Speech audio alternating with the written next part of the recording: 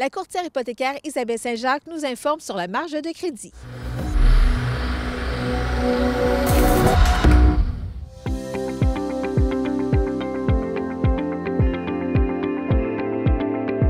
Bonjour, ici Isabelle Saint-Jacques, courtier hypothécaire. Bienvenue à votre capsule finance de la semaine. Aujourd'hui, je vais vous parler des marges de crédit hypothécaires. Donc, qu'est-ce qu'une marge de crédit hypothécaire?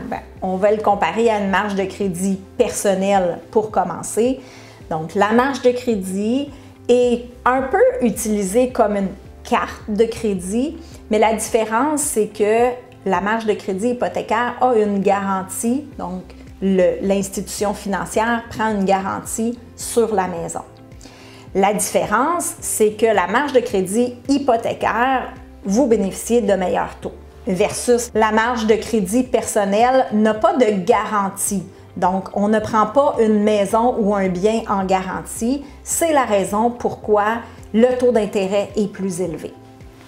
En finance, il faut toujours se dire le risque. Le prêteur, lui, il va toujours avec ça. Le risque est à quoi? Plus le risque est élevé, plus les taux d'intérêt sont élevés.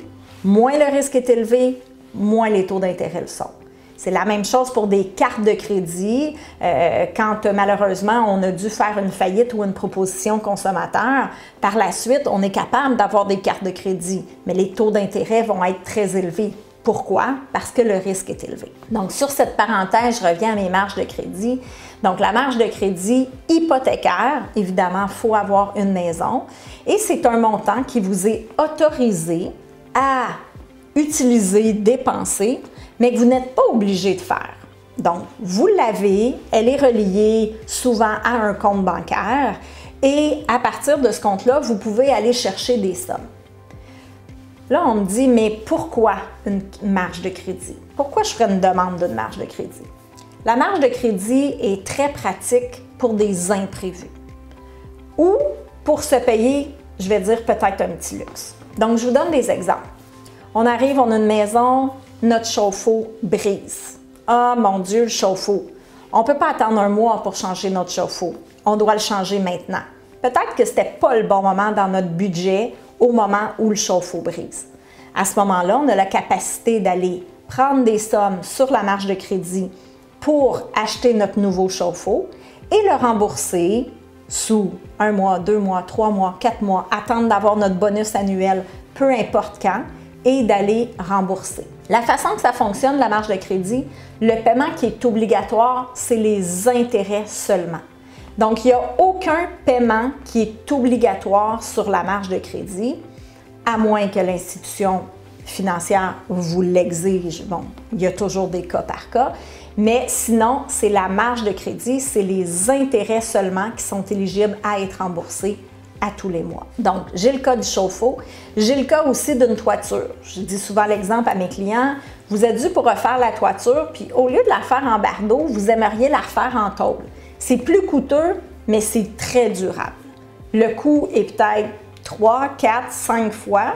Bien, vous pourriez dire, moi, je me paie une toiture en tôle, je le mets sur ma marge de crédit et à ce moment-là, vous pouvez rembourser la même chose sous une période de 1 an, 2 ans à ce moment-là, étant donné que le coût est un petit peu plus élevé, mais ça vous permet d'avoir une toiture qui est plus durable et au moment où vous en aviez besoin.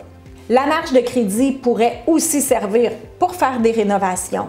Donc, à ce moment-là, on prend une marge de crédit, on fait nos rénovations, les rénovations sont terminées. À ce moment-là, on peut aller refaire un prêt pour rembourser ces rénovations-là ou encore le même principe, s'établir un budget qu'on rembourse tant par mois. Il y a même des gens qui vont aller acheter des voitures avec leur marge de crédit. Oui, pourquoi? Parce que le taux d'intérêt est moins élevé. Le taux d'intérêt sur une marge de crédit peut être moins élevé qu'un prêt auto. Donc, c'est à vous de voir au moment où vous devez changer votre voiture, acheter une nouvelle voiture, c'est à ce moment-là que vous devez aller voir est-ce que le taux d'intérêt est plus avantageux sur ma marge de crédit ou sur un prêt auto. Donc, c'est toujours à évaluer, mais c'est aussi une possibilité. La marge de crédit, par contre, moi, je vous mets en garde parce qu'on doit savoir gérer son budget. Les gens qui disent « j'ai une carte de crédit, puis elle est toujours loadée, je suis un dépenseur ou une dépenseuse compulsive, oubliez la marge de crédit, c'est pas fait pour vous. La marge de crédit, c'est un peu le même principe qu'une carte de crédit. On a un montant maximum, mais c'est éligible. Donc, vous auriez une marge de crédit de 50 000, vous pouvez la mettre à 50 000. Vous payez 10 000, bien, vous avez un 40 000, vous avez encore un 10 000 qui est disponible. Donc, c'est le même principe qu'une carte de crédit, mais avec des taux d'intérêt avantageux, étant donné qu'on donne un bien en garantie. Si vous avez d'autres questions, consultez un courtier hypothécaire.